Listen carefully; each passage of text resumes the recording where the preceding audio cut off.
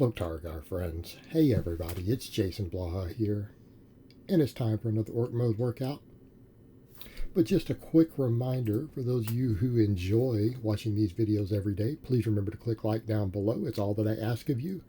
Just reach down there and click it. Keep the likes higher than the dislikes. But over to the training. It was Dynamic Effort Bench Press Day. Today was the third week of the wave with bands, which means we're using the heaviest weight, so it's going to move a hair slower. So it's 60% of 1 rep max plus 25% max band tension for 8 sets of 3 with 60 seconds between. Okay, pretty straightforward. So 60% plus 25% bands, 8 sets of 3, a minute apart. We start with a wide grip and we work our way in, right? So we do a third of it wide grip, a third of it medium grip, a third of it close grip. I get faster as I get the grip spacing in. I'm still slow on wide grip. But one of the things that gets brought up occasionally, people will say, hey, isn't that really just a lot of tricep work? No, not really. My triceps are still lagging. I don't feel my triceps on any of my pressing. And that's just the reality of it. Even though most of my pressing training should be tricep dominant, I don't feel my triceps until I get to my tricep specific work. I don't feel it with 80 pounds of band tension on the closed grip speed bench. It's all chest and delt. That's where I feel my board presses. That's where I feel the closed grip bench. Lights my pecs up and my front delts. But to be honest, I feel more front delt on the wider ones than I do the closer grip. And I know it doesn't always make sense, because a lot of times people will say, well, closed grip bench is very shoulder and tricep dominant. Maybe for you. It's not where I feel it. And I mean, there's a certain point where we can say, well, where we feel things doesn't always matter. But when I get DOMs in an area, or I get an area that almost cramps from training and I literally don't feel it somewhere else, that's a little bit different than just a little bit of what you feel for activation. Because a lot of times after a heavy set, those areas physically hurt. Like if I hit a max, my front delts and my pecs actually hurt for a few minutes. Even if I use bands and chains. So this is all very pec dominant for me. But I train all the tricep stuff because I need more triceps. We know I need more triceps, and if we look at my strength curves, we know they limit my bench. Doesn't mean that my benching itself works them particularly well. But back over the point. Speed day, this stuff went relatively fast. I'm getting better at my speed work right now. I'm getting more explosive. A lot of it is learning to stay tighter and just try to explode as hard as possible. And that's not always easy. And if I was using straight weight, it actually would look a little faster. It is because the accommodating resistance starts really slowing you down near the top.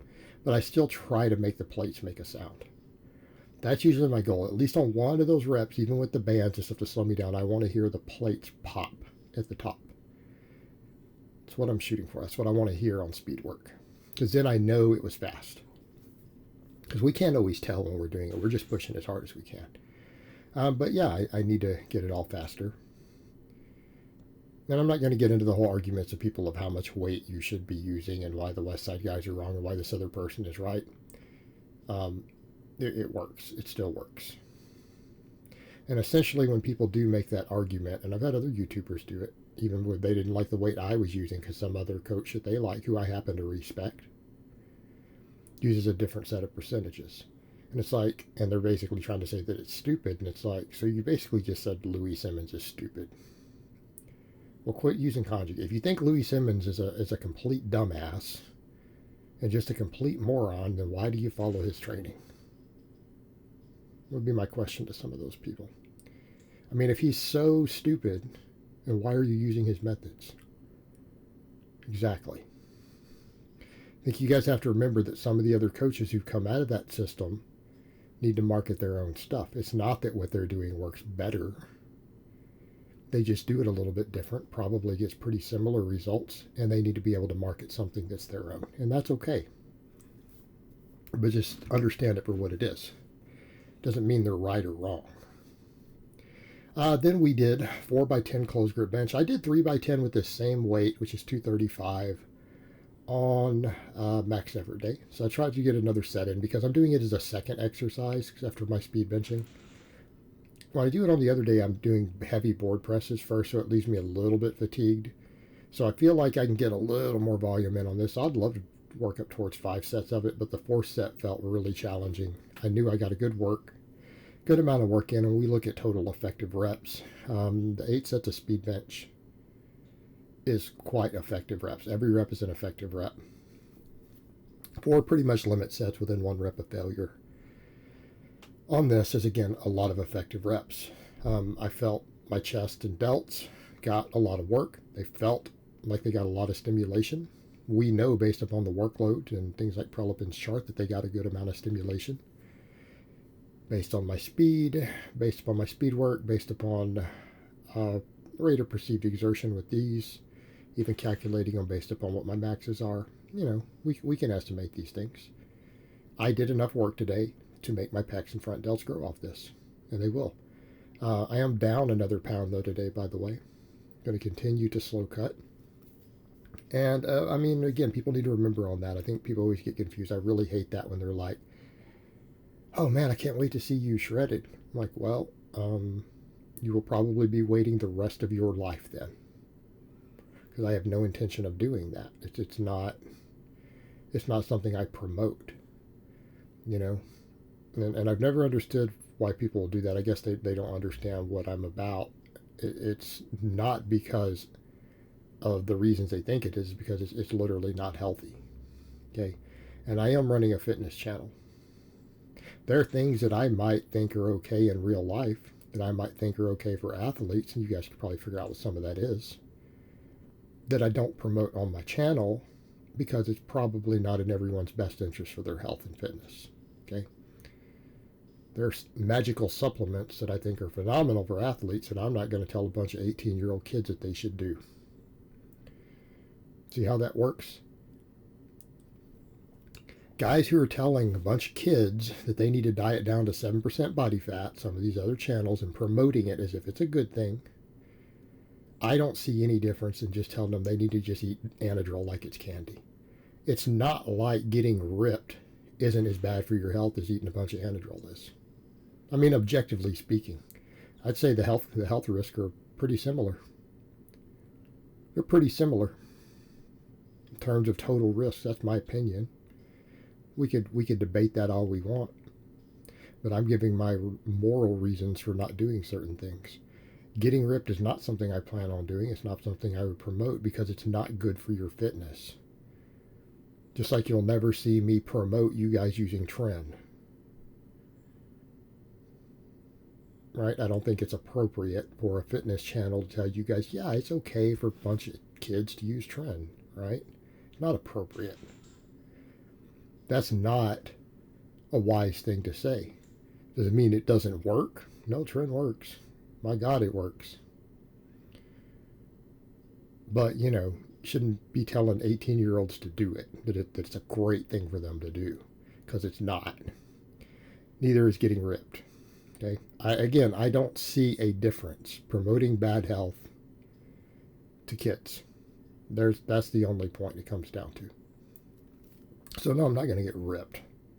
I'm going to get leaner. I'm going to drop down another 11 or 12 pounds and then assess.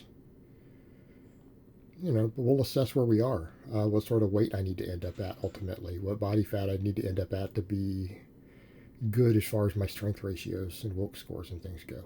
Right? It's about just being a better athlete. But I need to trim down, and that's fine. I am. But we don't quit trying to make gains. That's the difference between cutting for an athlete versus cutting for a bodybuilder. We're still planning on getting stronger and improving our performance while we do it, because we're not getting peeled. We're not losing muscle. Bodybuilders lose muscle to get cut because they're getting too lean. But after the close grip, we did JM presses. Weight PR for as far as the new phase of doing these. Got to a full plate aside, got 6 sets of 10. And I really felt my triceps on these. I've got the form pretty much where I need it to be to really light up the lower half of that tricep, which I desperately need. Right? I need more tricep. It's very visibly obvious, and we know from my strength curves that it's what I need for my benching. It's ultra high priority. So why technically all of my supplemental chest lifts are considered by many to be tricep exercises, I don't think that they are. Not saying they aren't tricep exercises, they're still just more pec dominant. Pecs and front delts will still be the primary movers on a closed group bench. Triceps contribute quite a bit, and probably a bit more than they do on a normal bench. Okay, probably get a little more activation. Same thing on the board press. Still a chest exercise. JM press, we shift those ratios around. It uses a little bit of the torso muscles, but it does that just to use more weight. They're just kind of, again, they add a little bit of extra tension. But the tension you get on the triceps is completely different. And if you do it right, and again, notice that I don't let my elbows drop below my torso. Okay, my elbows come pretty low. And as I get heavy, they kind of have to. The bar is above my face. All right, so if people are thinking, is that bar above your upper chest? That bar is above my face. I can see it when it comes down. With my head laying completely back, I can see that bar. It's probably directly above my mouth. Okay, and my wrists are bent up. My knuckles stay pointed at the sky. When you do it that way, you feel it in your triceps, big time. You don't feel it in your elbows. You don't feel it in your shoulders. You feel the tricep. Then I decided to do my inverted rows with an axle bar today. Why? Let's do the extra grip work.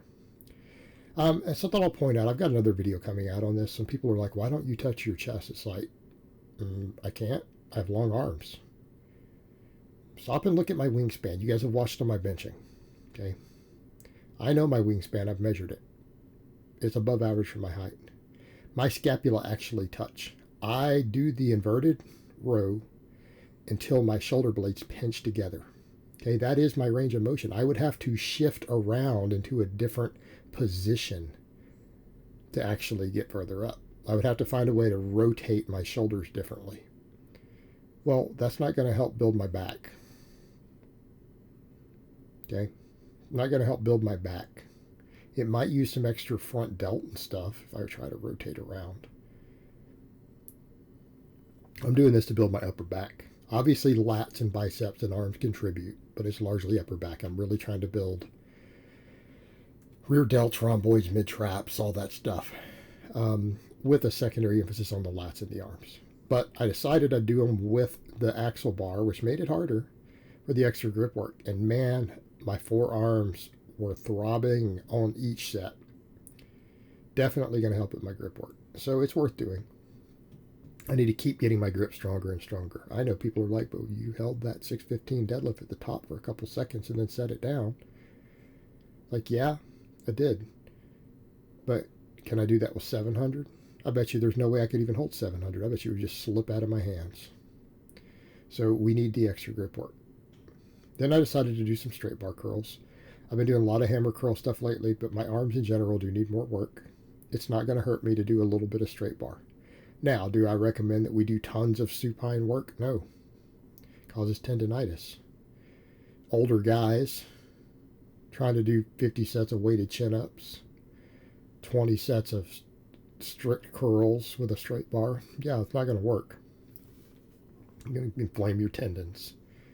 Now, what do I do with these? Well, you'll notice my wrists are cocked back. Notice I do not have a wrist curl. I have the exact opposite. And we do a pretty wide grip. Why is that? So that I don't inflame my tendons. It's easier on all your tendons. A little easier on your forearms. So that it works the bicep. Mostly. Obviously, there's about 5 big muscles involved. Also, why do I wear the belt? You guys seen the EMG data on abs and erectors on a standing curl with a barbell? Particularly if you do any sort of cheating. Core loading is phenomenal. Why wouldn't you wear a belt for that? You'll get better neuromuscular efficiency. You can brace against the belt. If you can brace against the belt and get better neuromuscular efficiency, the biceps will contract harder. Well, I need my biceps to grow. So I need my biceps to contract harder. This isn't a difficult thing to grasp at that point. Should be a very simple concept. Harder contraction, more growth potential. I have a muscle that needs to grow. Right? Pretty straightforward. But all in all, good workout. Happy with it. Happy with the way everything went. So I hope it has been informative or at least entertaining. And I will talk to you guys next time.